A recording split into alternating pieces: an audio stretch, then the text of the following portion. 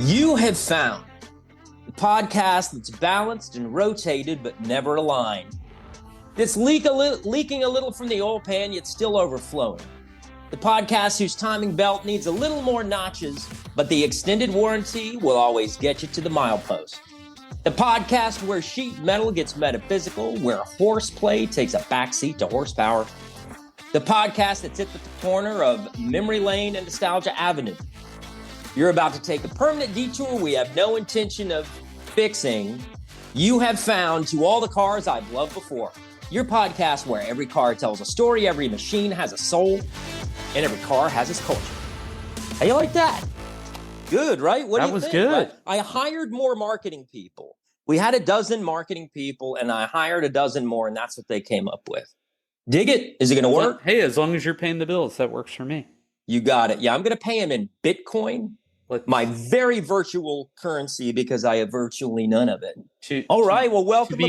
To be honest, right, for the listeners, you came up with that, and that was really good. Ah, you're a sweetheart. Thank you. Well, I think I'm going to pay all the marketing people in Dogecoin, which I should have in the cushions of my Doja couch. But how you doing, partner? How you doing this afternoon? Doing great. Great to be back here with you. Amen. We have a very special and unique guest, and this ridiculous shirt I'm wearing is going to give a little hint. So if you're seeing this on YouTube, we're also going to talk about that in a minute. A little bit of a tip a tell is to today's guest. So, hey, we have a theme. We're going to start having themes on the shows. So today's theme is what car serves you when you serve your country. Give it to you one more time. Today's theme, what car serves you when you serve your country? Today's very special guest is going to give us a little insight on that. Before we get into calls to action, talk a bit about future guests, people we have queued up in the pipeline. As always, we are, everybody we meet, hand out a business card, whether we're going to a car show, football tailgate, whether we're going to a Cars and Coffee, or reconnecting with our old friends online, high school friends. Or auto parts store. What's that? Yeah, or an auto absolutely. Parts store. Oh, check this out. I didn't even tell you this, Doug. I was having my car serviced, and the woman ringing me up was just so pleasant and nice. She was new there, so we struck up a conversation. I said, "Oh, you must be new. You like it here?" She said, "Yeah. Come out of my way to go to this branch of garage here." And so we just started chatting. I said, "Well, I hope you like it, and I hope this is more to your liking. And I'm sorry you didn't like the branch where you worked at before," but I handed her a card, a business card with the QR codes for the podcast, etc. I said, "Hey, we co-host a podcast about car culture, and love to have you listen. What do you think?" So new listeners come from everywhere out in listener land. Who knows? You might even be a guest. It's not that hard. Anyway, future guest. Speaking of, Kelly is set to come. Let's see. Future guest here, Wayne, and even Kelly's folks at some point down the line. Chatting with them during a football tailgate. So, hey, if you know me, want to be on the show, let me know. It's easy. Speaking of, calls to action. You want me to roll through these real quick? I mean, okay, so I will say Facebook tends to be our best vector. It's how we connect with a lot of classmates from long ago. A lot of the real car collectors Doug has known for a long time, okay? So check us out on Facebook. You can get to it by way of our link tree. We're going to talk about that in a moment. Doug continues to pump out posts from our Instagram posting, and we're standing up a YouTube presence. You want to talk about that for a minute, partner? Sure. So YouTube, as we learned, and most people know, is the second largest search engine in the world. Probably second to Google, but parent company, of course. Mm-hmm. And we have put our RSS feed on YouTube, and magically, without even telling anybody about it, we started getting some listens. So super happy about that. We are working on video content. It might just be some clips. We're love it. figuring that out. Christian has a great shirt on, which I hope to have the video of him. It's a hint. It's a hint. Who you have to watch. You have to check us out on YouTube. Yeah. So we've been at this for 6 months, and we should have been thinking about YouTube a little bit earlier. But quite frankly, this was going to be a little personal project that Doug and I did. We didn't realize that 6 months later, thousands upon thousands of downloads, and we're heard around the world. So thank you for making it happen. Let's keep the inertia going. Tell a friend. Also, Linktree. If you can't remember where all of our presences lie in the ether webs, check out Linktree. Linktree is where we post all. It's kind of a directory of how you can get to all of our online presences. linktr.ee/carslove. You've seen them before, right? Say it again. linktr.ee/carslove.com. So that's our link tree. And Doug's done some. Not .com. Sorry. Oh, yeah. Link good. tr.ee/carslove. That is a wonderful correction. You said it right the first time. Okay, I'll say it one more. I'll get it right this time. linktr.ee/carsloved. And we're moving on to the next thing. Beautiful. All right. So prologue here. Before we get into the show, I was listening to an interview with Bruce Springsteen. There's a new Bruce Springsteen documentary on Hulu. We would love to have him on, by the way. If anybody out there in listener land has an in with Bruce Springsteen, let us know. Anyway, completing the thought, part of which this documentary was filmed at the See Here Now Festival in Asbury Park, New Jersey, right next door to Freehold, New Jersey, where he grew up. And I was actually at the See Here Now Festival. Unbelievable, mind-blowing. I saw Kool and the Gang, Black Crowes, Norah Jones, Grace Potter, a ton of, I can't even remember all the acts that we saw, but Bruce Springsteen was obviously from that area, put on just an amazing 3.5-hour show. He was the last act on Sunday night, but he had this quote that I thought was wonderful in this interview. You know, he's doing the press junket for the documentary, and he said, things collect soul as they age. Guitars, people, and cars were kind of his top examples. And I just thought that was beautiful. I thought that was wonderful.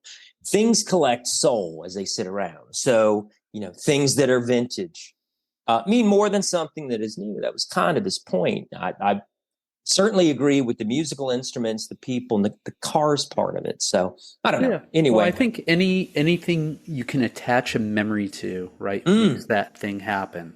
I mean, it could be, I'm just going to get sentimental. It could be the mark above this doorway in my house where my son's jumper used to be. That mark is still there. If I had to repaint the house or repaint that room, I'm not sure what I would do with that mark. So it's pretty cool. Man, I like that.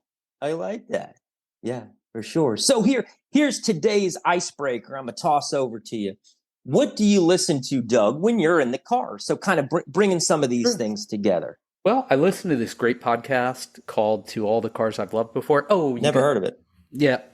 I love listening to myself talk. No, being in the IT industry, or as it says on our profile on my bio on our blog, I am a network plumber, aka network engineer. So I listen to a lot of tech podcasts, and in fact, just going back super quick, I was fortunate enough to be on a kind of tech-focused podcast before I was on my own podcast with you. So that really got me going. It was awesome, an awesome experience. But there truly is a podcast out there for everyone to listen to. Yeah, good point and well said. I think, and this has dawned on me over the past few months, but really the past few days, this realization, I think it's almost, this might be a little much, but kind of TV for the next generation. Everybody's so busy with this phone in their pocket. You're able to take the world with you. And, you know, you can listen to the same song and over and over. What do you listen to when you're in the car? Well, you know, I like to listen to music. I like to listen to talk radio, local news especially. But podcasts where you can really have a conversation. In today's frenetic soundbite economy, where things happen so quickly, just to hear a 40 or 45-minute discussion on something interesting, refreshing, thought-provoking, make you laugh, I think it's the wave of the future. And look at these podcasts are being sold to larger media outlets for a ton of money, a ton of dough. So, yeah, I very much agree with that. So, anyway, let us pivot to today's very special guest who, and if you can't see, I'm wearing a shirt that says Super Dad because today's guest is my son, Conrad. The oldest. And the oldest of my three boys. How you doing this afternoon, pal? Gentlemen, I am doing very well. Thank you.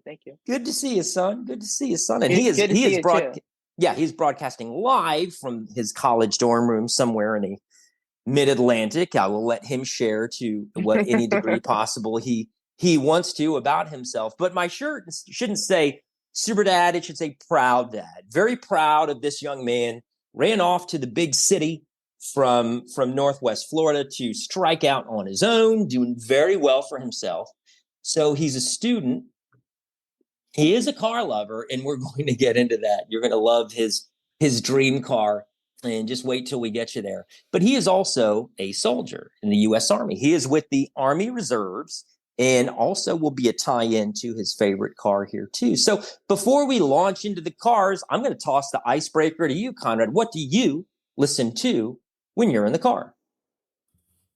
Oh man, I wish you shared these with me beforehand. I did. We don't have to put you on the spot. We could talk about. No. It's okay. I will answer. I do listen to music. Okay.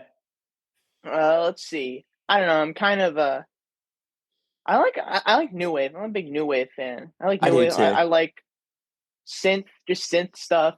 I like the sound of the '80s, but like the the alternative sound, not like a over commercial aspect of it.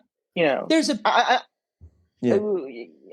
mean, you may not feel the same way because you're from the '80s, and obviously they'll bring back nostalgia of your childhood and whatnot. But it doesn't do much for me. But I love the alternative '80s stuff. Everything, some mainstream, but mostly kind of different stuff. I don't know. Well, let me ask you this. What would be an example? Sorry, Christian. He's piqued my interest when he said alternative '80s. What's an example of a band that you like that falls in that category? You better answer quick, Conrad, before I jump in. Okay. I got a good one involves you. He's on the spot. Kraftwerk? Okay. That's back to the 70s, man. But yeah. Wait. Oh yeah, you're right. Yeah, that it is 70s. Yeah. And into the 80s. Yeah. They persisted. Okay. It counts then. Absolutely. Yeah, Let me ask you this, Conrad. Conrad, I'm going to ask you. I want you to think about. Does your musical choice change based on your mood or the day you've had? But before we get into that, here's something that I totally forgot until Doug kind of pulled us into the tunnel of bands from the 80s. The band Cheap Trick is important to me because Cheap Trick was my first concert at the Greater Baton Rouge State Fair. I'm going to say in 1984, something like that. Great. Went with a pal of mine. My ears, I think, bled from standing right in front of this speaker. Unbelievable. And then as I aged, I thought to myself, well, there's no way Cheap Trick. That has to be a trick of the memory. There's no way that Cheap Trick played the Greater Baton Rouge State Fair in 1984, too small a venue. They were a super band in the 70s and 80s. There were, right? Surrender, that song is everywhere. The Flame, beautiful, beautiful Mighty music. Wings. Oh, yeah, Top Gun. Very good. Yep. Just a brilliant band. I mean, powerful with the ballads, make you cry, make you want to punch a hole through the wall. Beautiful stuff. But anyway, I went on Google and I looked, hey, when did Cheap Trick play the Greater Baton Rouge State Fair? And it verified that November whatever of 1984, they played there. Fantastic. So anyway, fast forward to Conrad's being, I don't know, this must have been a few years ago before he graduated and went off and to strike out. This was in 2022, I think. or 2020. I think yeah, 2022. Yeah, yeah, 22. You may be right. A couple of years ago, as we were emerging from COVID. Anyway, Cheap Trick was on tour, I believe, in 2020, and had to cut their tour short, and they ended up firing everything back up a couple of years after the fact, and started to add tour dates that weren't even on the original docket. So I took Conrad and a pal of mine, Tony. Tony's going to be on the podcast. Oh, he was at Tailgate with Kelly and me this past weekend. Tony's going to be on the podcast in a few weeks here. Excellent. Yeah, and Cheap Trick was in Biloxi, so I took Conrad and Tony.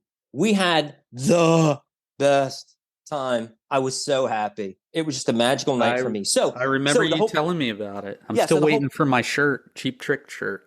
So the whole point of this is that my first real deal concert was Cheap Trick, as was my eldest son. So, a super band, super persisting, 40 years on or whatever it turns out to be. But if anybody knows Cheap Trick, would love to have them on the podcast. I might faint. I'll even wear my Cheap Trick shirt. Hold on. I got something. I got something. I'll be right back. Okay. You have to hurry. Okay. Sorry. I'm rambling. All of our producers are jumping on me at the same time. So that's okay. Conrad, let's get into the first car. Here's the band shirt that yeah. On demand. I love this. On demand. Yeah. I wear mine. And on the back all here are all the cities that they're touring in. And if you look closely, Biloxi is not on there. Yeah, because they cut it short. That's a very good point. I don't remember when they cut the tour short, but Biloxi's not on there. So we went and, tickets and saw the show and bought a ton of merch. I have a Cheap Trick hat I don't think I can find. But all of the dates from, they're just like fictional dates. They never happen, which I think is great. It's kind of a phantom tour date shirt. Yeah. Anyway, good stuff. It'd be worth a lot. I wear my shirt all the time. Okay, I'm rambling. I need to stop. Let's get into the cars. Conrad, my son, what was your first car? My first car was a 2000 Mini Cooper Convertible, navy blue, with Union Jack rearview mirrors. It's a fantastic car. It was a fantastic. Okay, where'd you get that? I love that car to bits and pieces. It was a gift bestowed upon me by my wonderful mother and father, who bought it off of a friend of my mother's because she was moving away abroad. So I got that. Yeah, I got that car. I must have got it in 2022 or 3. And yeah, that makes sense. Late 2022, like November 2022 or so. And that car, that car plus a beach area equals very much fun, because you can drop the top and it's so nice outside all the time because you're in Florida. And, I would just drop the top and I would drive down the, drive down the beach, and I would just play my music loudly and be a hooligan. And we don't have to talk about that. But I know Doug wants to get in here. I'm going to be quiet and let Doug up it. Well, I have a great story about that particular car that you had that you probably don't know, Conrad, but super quick. Yeah, having a convertible as your first car, living in a warm place, man, you couldn't do any better. I'm not jumping ahead on what your dream car is, but will you own a convertible again? I would like to. Yes, but also major hassle. Okay. And as a second car. As a second car, yes. But so many moving parts. It's so mechanical. Practically, the car I have now, it doesn't have a sunroof, let alone a drop top, and it's so simple. It's something you don't have to worry about. Yes. And it served me just fine. Yep, convertibles are a great second car. That is true. That's true. They're a total hassle. Also, favorite car I've ever owned. Yep. I'm with you. I've had many convertibles. So real quick story about your Mini Cooper is when Liz got that car, I remember going to your parents' house and I went for a drive in it. She let me drive it. Lo and behold, I to all the cars I've loved before, I ended up ordering one of those. But I ended up getting the Cooper S with a stick shift, and X number of months before I broke my left ankle, Oh and no! so that car was not too much fun sitting in traffic with ankle problems. So short version is I didn't own that car very long, sadly, but I do remember the origins of that car, and actually, we're talking about family and friends and car stories, right? It actually loops back to your parents, Liz, and then you. Wow. Huh. I didn't know that story. Yeah. Yep. It's a That's small story. interesting. Christian, Yeah. you remember. Maybe. I do indeed. Absolutely. Yep. I didn't know that we were the inspiration for that. But I know you've owned several minis, though, I thought. Is that right or wrong? Yeah, I had a Countryman, but not a convertible. But yeah, and it was funny. I caught up with Liz, the original owner, many years ago, and I said, "Hey, do you still have that? What happened to that Mini Cooper?" She's like, "Oh, I still drive it." So I had gone through I don't know how many cars between then and then between that Not a time, surprise. maybe 10, maybe 8, I don't know. And Liz still driving the same car, and then it got passed down to Conrad. It's pretty awesome. She's the best. She's the best. But then something Absolutely. She's happened to that wonderful. car, right? Well, okay. Yeah. Couple things real quick. Boy, perfect segue. Wasn't expecting the softball lobbed my way. You're So welcome. Conrad joined the Army. And for those of you who don't know, you go to basic training for 2.5 months, where he did well, and then went to his advanced infantry training, where I don't know if he can really talk much about what he did or if it's classified. Cool stuff, I will tell you. And as the car sat, the worst thing for a car to do is sit.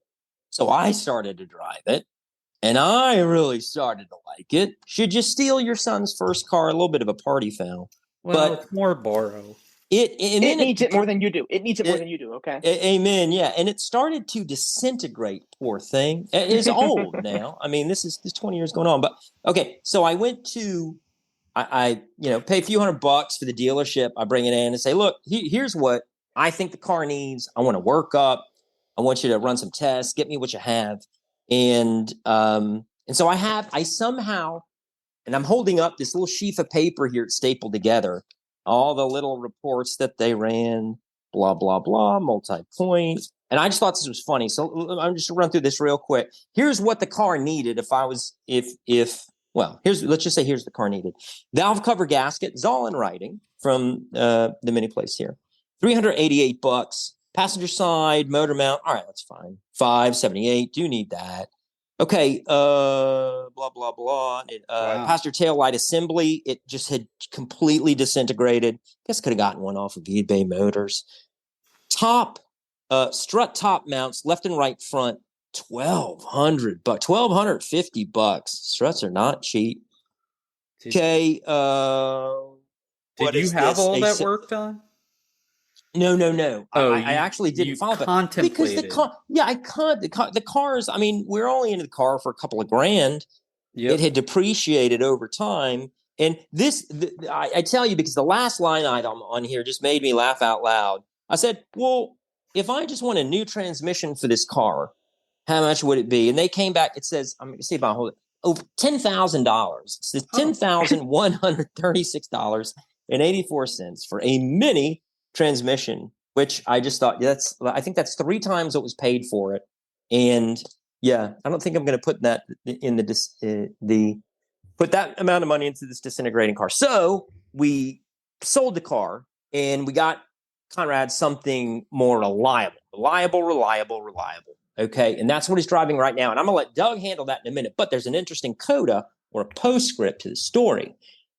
The car was sold to someone who works where I work I work on this here. I work in tech for a financial institution, very big blue chip place. And this person parks right near where I park. It is the most interesting thing. And I saw it come to work a few times and I thought, what is that person doing here? Interviewing or what? And they're on roughly the same schedule I am and park nearly same place I do. The 10,000 person campus where It was just kind of incredible, but it's neat to see it in the garage. Yeah. Anyway, all right, Did Doug, it change hands at all? Was that the person it was sold to from us, or was it, or did it change hands? Good point. I don't know. That I really don't think I could tell. But this is shortly thereafter, so I don't. Also, the top stopped working shortly before you left. The top just stopped working, and that broke my heart. Okay. Yeah, exactly. All right, Doug, you want to take it away from here as we move to the next car? Yeah, yep. So Conrad moved. He first he went off to basic training and infantry school, I believe. Well, hold on. I would like to issue a very slight correction here. Yes. I'm not infantry. That's not what I do in the military at all. Yes. I'm not in the infantry. The acronym for AIT is Advanced Individual Training. It's just a military version of your job school. It's where you go to learn your specific military occupational specialty. Gotcha. Yeah. Okay. Sorry. Nope, thank you. No, you're fine. You're fine. Yeah, beautiful. Thank you. It's good that your dad and I know that. So, so you were moving. I remember your dad telling me that they wanted you to have a more reliable car, safer car. Yeah. Something with some less hassle. Yeah. Yeah, something maybe a little more reliable, something with some heft to it, if you will. And so what did you end up getting? I ended up with a car that belonged to a friend of my mother's or a coworker or something like that. I ended up with a 2002 Toyota Camry in white. Yeah, that's it. A white 2002 Toyota Camry, and that is the car I have to this day. It is actually, I don't like it more, but it's a much better car for me, for my purposes, than the convertible was. I mean, it's like it can carry so much stuff in it. It's so reliable. It's good on gas. It's actually great on gas. I've done entire road trips in a tank. It's it's not, it's not flashy, but it's so useful and it handles so well. The steering wheel is very easy to turn. I mean, when you turn the steering wheel on the Mini Cooper, the steering wheel was so difficult to turn. It was a laborious thing to do. But it was so German, easy to turn. BMW owned it, so that's the German tuning of that car. So this Japanese car though, it's a good wheel turns, dude. The wheel it glides. It's so easy to turn. It's so maneuverable. You don't have to fight it. I just like that a lot. You know, and it's and we have I have a modern kind of I have a modern radio installed, so and it has Apple CarPlay, so I play all of my old music on there, and new music. And new music, yeah. It is and this podcast. I have very, very few. I will listen to this ceaseless podcast promotion. We love it. Yeah. I'll take the recording of this podcast and I'll edit it so it's only the parts where I'm talking. I'm going to listen to that. Okay, have fun with that. It'll be encrypted. Yeah, thank you very much. For it. So you like that car? You don't have it on campus, right? Because you're a first-year student. Oh no, it's on campus. Oh, okay. Some campuses have a restriction on that. Oh no, mine does not. No, I pay for parking. How many miles are on that wonderful car? Do you know? 190. Okay, and I'm reading just in passing that there are many people that have gotten over 300,000 miles off that generation of Camry. So you're on your way, sir. It is a very, very reliable car. I have very few complaints about it. I do like that it's the Mini Cooper stands out a lot. It's got these Union Jack rear view mirrors. It's it's so small. It's dark blue. It's got this drop top. There is not. I saw many Mini Coopers. I never saw another one like that one, and so it was very iconic. Now I've switched to a car, a white Camry from the early 2000s, very nondescript and very low key. Now, it kind of just blends into any other car on the road. It's so. I feel like an NPC in a video game driving that car around. It'll be a great car to perform crimes in. Because it'll just it blends in. That's very true. That's very true. Yeah. But this is a family-friendly show. Yeah, exactly. So only do family-friendly crimes. Yeah. Yes, only crimes against friends and family. True. Very true. Very true. Not But just kidding. we are here to talk about dream cars, and you in getting ready for the show, you mentioned that you had driven something phenomenal recently, and I am so jealous. What do you think, Doug? Yeah. Wow. I'm very interested to hear about it. Obviously, we talked about it on the pre-show, but I'm very interested to hear about what it was like to park it, what it was like to change a tire, maybe. What was it like to go off-roading? What was it like to drive through a stream? Maybe he did all that stuff. I don't know. I hope so. Tell us what the car was, son. Okay. The car is the M998 Humvee, provided to me very generously by my Army Reserve unit. By Uncle Sam has given me the opportunity to drive this beast of a truck. I mean, we do call it a car, but we call it a truck. But Absolutely. it's a beast of a vehicle. It's Now this one was not up armored, right? This was not. No, yeah, that's important. You do have to draw a distinction between the first generation Humvee that was created in the 80s and the second up armored version created in the late 90s. Like, this is not one of those screw you Iraq War ones that Iron Man drives around and we get to tackle the people in the Iron Man movie. This is not like the blast proof windows or steel all around. It's basically a really big Jeep. It's got a soft top, soft doors. Mm-hmm. It's it's not heavily armored. It's just for it's light and for driving around in. I mean, no need when you're driving it around here. So how did you? But we have a mix of both at our unit, though. Right, I got you. So was there the old transmission hump running down the center of it? In other words, you were sitting low in the frame, and though there's 16 inches of clearance, or however much is there, you get a lot of clearance. Car is very flat. You accomplish that by squishing the drivetrain longitudinally through the car, right? So there was this kind of big hump actually separating the seats, right? Like in the back seats, the seat didn't go straight. You may not have known if you drove. There's a hump separating the seats. Yeah, there's a hump. That's what that's from. Sorry, Doug, you were going to say something. No, that's okay. Do you know what year it was, for what it's worth? Just curious. The specific model Humvee that I don't know. All the Humvees we use are identical. I mean, yeah. I think we don't keep track of the individual date of manufacture of each Humvee. There's not like different generations. All M998 Humvees are more or less the same. I mean, maybe tiny differences over the years, but they're not distinguishable really. And it was introduced in 1984 or the mid 80s about. Yep, you're right. 1985. Yep. And they're all diesels. They all have full-time 4-wheel drive. They do. I believe they have a tire inflation system. Did you run into that? Yes, they do. They do. Yeah. To help go through things. Yeah. Tell us about it. It has a snorkel also, right? Snorkel exhaust. Well, they had kits. That's the interesting thing. So, okay, the one you had was the Detroit diesel V8, the 6.5 liter diesel V8 from GM, right?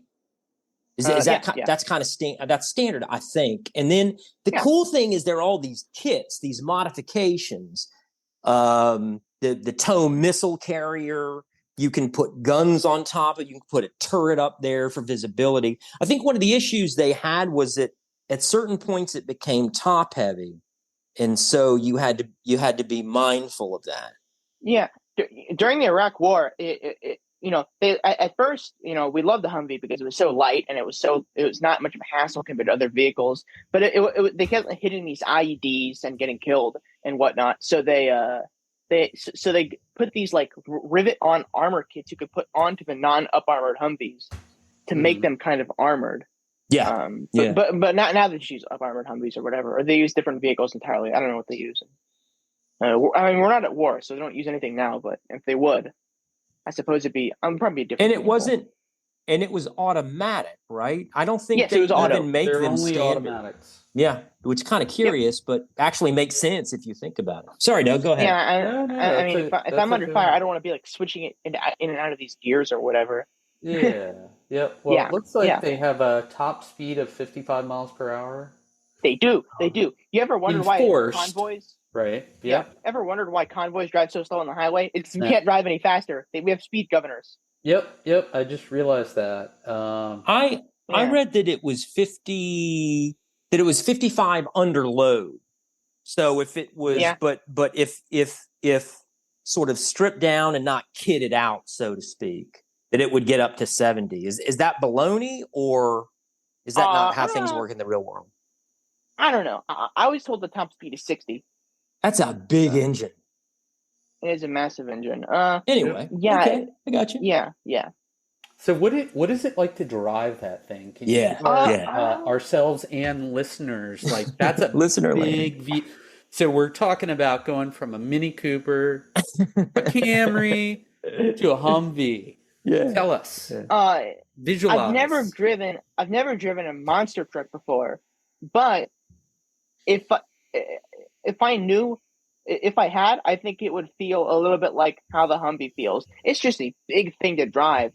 I mean, the Humvee is that's still a pretty small military vehicle, all things considered, but it's massive compared to these civilian things. It's so wide, and the tires are enormous, and it rumbles when you drive it, and everything is like on the inside. It's all metal, and it's all no frills, no airbags, no creature comforts, right? No airbags, sir. Say again. I was saying no airbags, right? Yeah. It's very much not meant for comfort. I mean, there are seat cushions in there. I mean, there's just like a steel frame, like a steel seat shape, and there are cushions in there. But oftentimes the cushions are old and they suck, and they don't provide any serious support for your. What was the steering like compared to your Camry? Heavy or lighter than you expected? It's not that heavy. It's not that heavy. You need a good radius to turn. You know that it won't turn on a dime like this thing, this old this Camry will. Right. Did people look at you and give you thumbs up while you're going down the highway? Not really, for the most part. Most people just minded their own business. Okay, as they should. Yeah, we were saying get out of our way. Yeah. No, we didn't do that. What was it like to park it? Often when you have these big military vehicles, you have somebody ground guiding you with you. You have the Humvee has at minimum a crew of 2, a driver and a TC, and one guy stays in, and the other guy hops out when you're supposed to park, and they guide you, make sure you're not running anything over. Wow, just like planes and helicopters and all that. I mean, it's we have a standard military set of hand signals you're supposed to use. This, that. And you guide them to make sure they don't hit anything, because we all have cars in our civilian lives. We're reservists. We don't, and not that we wouldn't if we were active duty. We'd still ground guide because safety is important. But we're driving a very big thing. It's you always have someone there just to make sure you don't run anything over or whatever. You always got to be very careful about that. What other cool features did it have, or that you wouldn't see on your average Mini Cooper or Camry?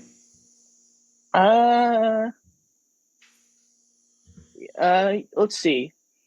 Not many. It has the bare bones Humvee itself doesn't do much other than just drive around. I mean, it has reverse. It has obviously it has brakes. It has headlights, turn signals. The turn signals trip you up, because it doesn't do the click, click, click, click, click, click. You don't get that satisfaction or that confirmation that it's happening. So you push the thing down and you hope it works. But before we go and do these things, we always do what's called a PMCS, preventative maintenance checks and services, where before you take it out somewhere, you and your TC, if you're the driver, you go out there and you kind of check to make sure everything is functioning properly before you go out, so you can catch anything before it becomes a problem where you're going. Preventive maintenance is very big in the Army and very, very important. Absolutely. Agreed. But agreed. I don't think it. It has. Oh yeah, there is something. It does have a big winch on the front of it, a massive Yep. cable winch, and 6,000 if you're pound, I ever think. Go something ahead. like Go that, ahead. Go yeah. ahead. Go ahead. And if you're ever, if the winch is useful if you're ever in trouble. But if you're ever in trouble, they drill this into your head. If you're being towed out by another Humvee, use the winch of the Humvee that's stuck. Don't use the winch of the Humvee to get out. Attach your winch to the guy pulling you out, and they'll pull you out or whatever. Good job. So yeah, and it's. I guess that's all it has. Yeah. Well, nice. Obviously it's very bare bones. It doesn't. It does have air conditioning and heating, but they're not. But they don't always work. All right. Well, right.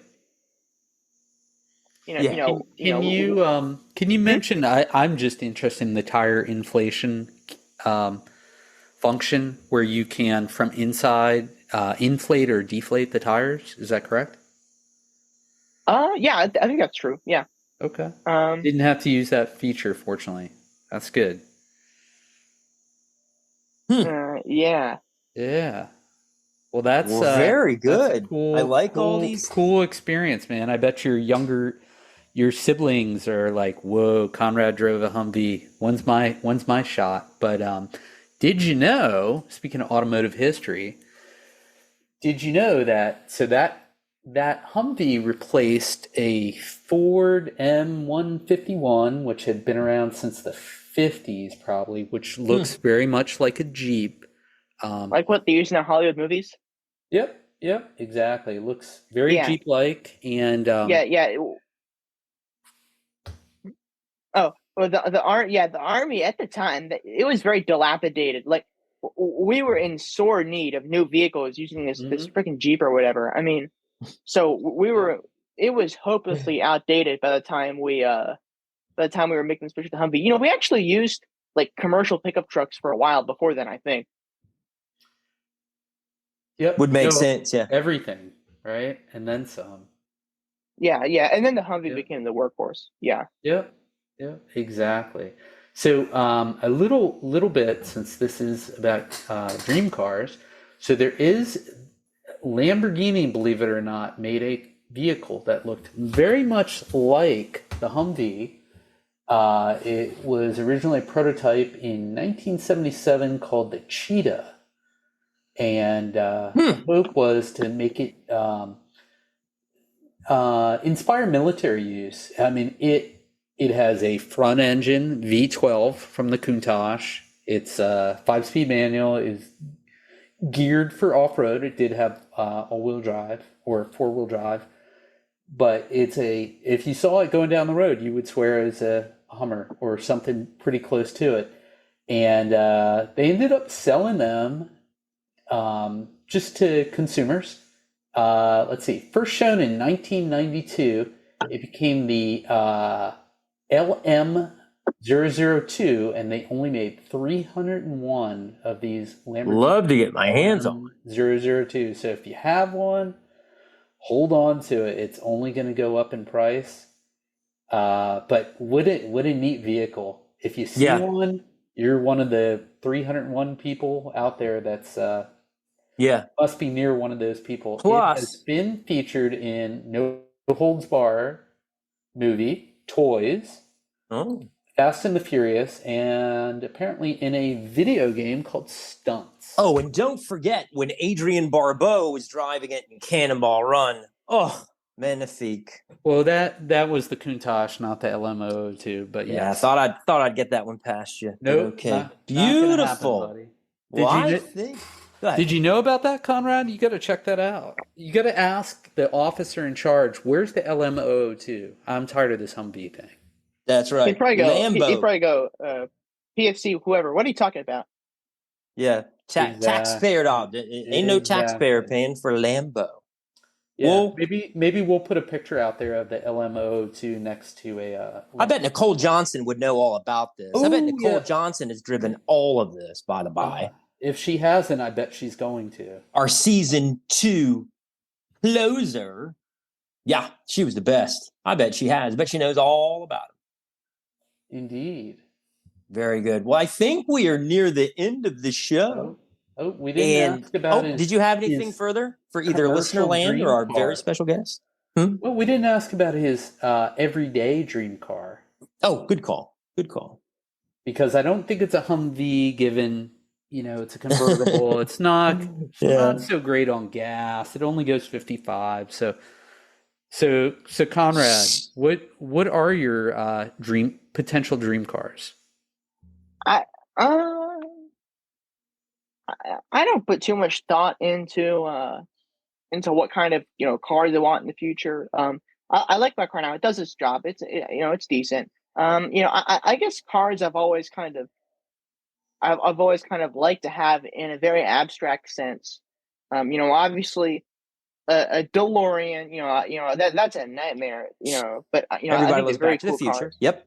I love. Yep. Yeah, I love it. I've always loved how it looks. It looks so unique, especially with the gull-wing doors and so forth. I love Back to the Future. That's probably why I want one. I like some of the Tesla cars. I think they look so slick. Tesla cars look very nice. Now, whenever I see a Cybertruck, I kind of laugh. I kind of start laughing. But the regular Teslas look very nice. They look very sleek and very modern. I like how the controls are all on a screen. So when you need to update the interface, you don't have to install anything new. You can just software update it. That was actually that was one of the big reasons why the iPhone was such a revolution in the technology of smartphones. Because the buttons on all the old phones were fixed. If you needed to update the features and introduce something new, you couldn't just go around and add an extra button to all these things. But with the iPhone, you just update the digital keyboard through a software update, that's Tesla very much does the same thing to the world of cars, and I've always thought that was interesting. They're very nice looking cars. I like the idea of having an electric car. I've always liked electric cars, so maybe a Tesla. I've also liked the. I also like the. Remember when we watched Ford v Ferrari? Yes. Excellent movie. Ford, about 20 years ago or so, Ford made these GTs that are they're modern, but on the outside they resemble the GT40 racer from the 60s to an almost very closely. And I've always thought that it would be nice to have one of those, just because it's cool and it's what they do in the movie, and I like seeing. Great flick, by the way. Yeah, great movie. That is a great movie. Every so often we go on these tangents where we'll just talk about cars and movies for 5 minutes, and it always is such a fun thing to do. Good point. Very good. Very good. Oh, do you have a favorite episode of this podcast that you're on now, son? Besides yours, because you haven't heard it yet. You can't vote. Yeah, you can't say your own. You got to shoot somebody else. Yeah. I like the what's his name? David Paone. He's fantastic. Brian Paone. Yeah. Brian Paone. Why did I say David? What the heck? No, yeah, Brian. Go ahead. You got it. What, Brian Paone? Brian Paone. Yep. Yeah, he is so interesting. I love that one. I like the Cat DeLorean one very much. That was such an interesting one. Now, the Brian Paone, one of the most interesting people you will ever meet. He just came out either with a new book or he's about to publish a book. Guy's a very prolific and well-regarded author. Reminds me, I need to reach out to him to get one of his. If you go through his site, Brian Paone, BrianPaone.com, get a book from him and he will sign it for you and send it to you. But very highly regarded and successful author. Yep. He was the first author we've had. More recently we had Michael Myers from TIasforturbo.com with children's books. Was he the voice actor for Shrek? He was not. No, not quite. Yeah, we love having writers on, love interesting people. We love everybody on this show. Listener land, this could be you. All right. What do you think, partner? Have we? You have another writer because of my robot fan fiction. No, I'm kidding. All right. We'll save that for a very far in the future episode. Love it. Well, son, thank you for taking some time to be with us. Conrad. It was great seeing you. I know you're also busy there in school. Yeah, of course. Thank you. He's got to get back to work. It's a pleasure to be on. He's got homework. We got to let him get back to his party. Big man on campus. He's always got something going on. Yep. All right. Well, this was To All the Cars I've Loved Before. That's my co-host, Doug. In the guest seat, very special, is one of my sons, the oldest, Conrad. Thanks again for being here, pal. We'll see you soon. Of course. It was it was an honor to be here on in your little domain. Okay. There you go. I'm probably the only kid whose dad has more of a presence online than he does. Okay. I'm in a very exclusive club there. I never thought about it. Well, don't sell yourself short, man. All right. There's still time. All right, pal. We'll see you for Thanksgiving. Love you, man. All right. See you. All right. Love you, Dad. Bye-bye. See you, bud. All right. That was To All the Cars I Loved Before. CarsLove.com. Reach out. Let us know what you thought. I'm Christian at CarsLove.com. He's Doug at CarsLove.com. Check us out on Linktree. See if I can get it right this time. linktr.ee/CarsLoved. Get to all of our online presidents. Correct. All right. It's a great place to go to find all our content. Or feel free to just go to our website, carslove.com, or listen to this podcast on your favorite streaming services, podcast streaming platforms, including YouTube. Yeah, the only thing I think that doesn't work at this point is a transistor radio, or if you know of small children with a plastic Fisher-Price walkie-talkie. I don't think we're there yet, but hey, we'll figure it out. Promise. Hey, we'll see you next week. Thanks for joining. Have a great day, listener land. Take care. Talk to you soon.